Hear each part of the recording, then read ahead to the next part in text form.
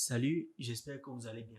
Donc, tu sais même respecter les gens, hein? Je suis visiblement le seul que tu ne respectes pas. Tu es aussi la seule personne que je n'ai jamais vraiment voulu dans ma vie.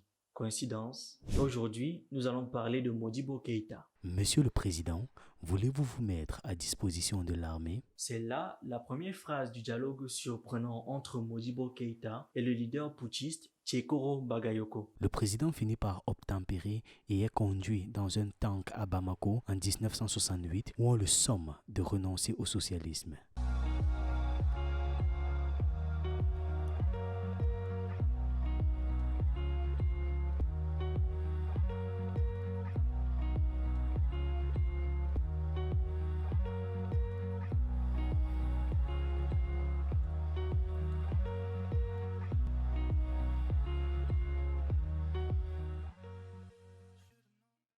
Modibo Keïta naît en 1915 à Bamako, sous occupation coloniale française, dans ce qui est appelé à l'époque le Soudan occidental. Il est issu d'une famille descendante de la dynastie des Keïta, fondatrice du plus puissant des États de l'époque impériale, l'Empire du Mali. C'est un instructeur formé à Dakar et socialement actif. Il crée à Bamako le syndicat des enseignants du Soudan. C'est lors d'une mutation à Kénédougou qu'il rencontre Jean-Marie Koné, avec qui il crée L'Œil de Kénédougou, un journal qui dénonce les abus coloniaux et appelle à la fin du travail forcé. Perçu comme une menace par la France, il est emprisonné pendant 3 semaines à Paris. Quelques mois plus tard, Félix Houphouët-Boigny fonde à Bamako le Rassemblement démocratique africain et Modibo Keïta devient président de la section soudanaise. En tant que figure politique locale montante, il est élu au conseil général d'une circonscription de Bamako en 1948, conseiller général de l'Union française au Soudan en 1953, maire de Bamako en 1956. Homme sage,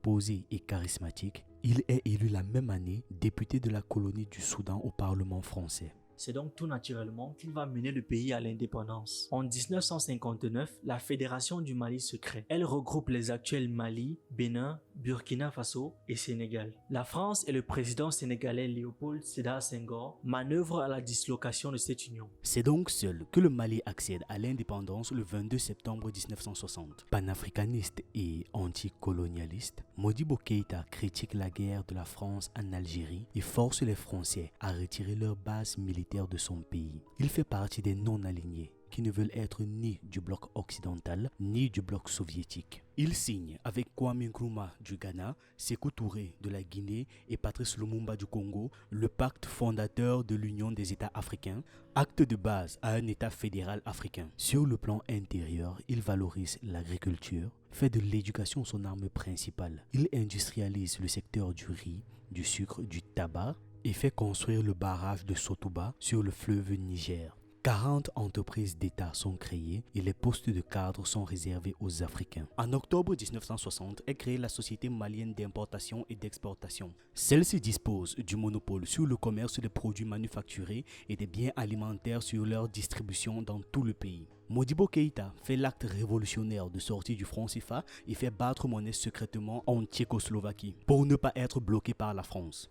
En 1962, le franc malien est mis en circulation. Le président dit ceci: l'histoire nous enseigne que le pouvoir politique s'accompagne toujours et nécessairement du droit régalien de battre monnaie, que le pouvoir monétaire est inséparable de la souveraineté nationale, qu'il est le complément indispensable, l'attribut essentiel. Le pouvoir politique et le pouvoir monétaire ne sont donc, à vrai dire, que les aspects complémentaires d'une seule et même réalité, la souveraineté nationale. Mais la France de De Gaulle, qui tire des profits faramineux de cet instrument colonial monétaire d'inspiration nazie, ne l'entend pas de cette oreille. Des commerçants viennent manifester leur opposition au franc malien devant l'ambassade de France et crient « Vive la France !» Fally Dabo Sissoko, opposant historique au président, soutenu par la France et surtout anti-franc malien, est arrêté et déporté avec 2 autres membres de son parti au bagne de Kidal, où ils sont déclarés morts 2 ans plus tard. Les difficultés économiques commençant, l'administration n'est pas suffisamment performante pour mettre en œuvre des réformes économiques. En 1966, après le coup d'État contre Nkrumah orchestré par la CIA,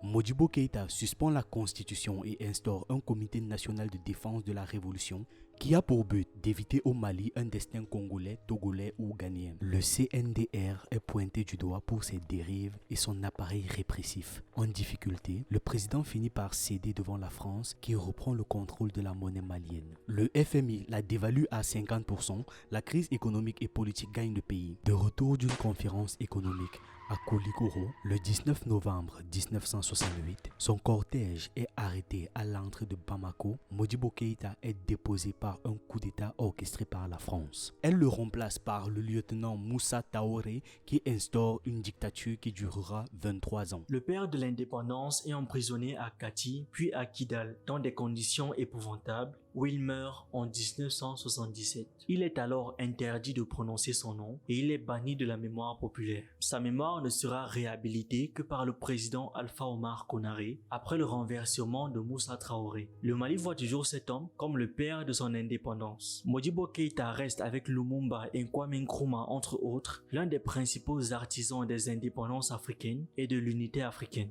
Rendons hommage à Modibo Keïta, le premier président du Mali. OTEP.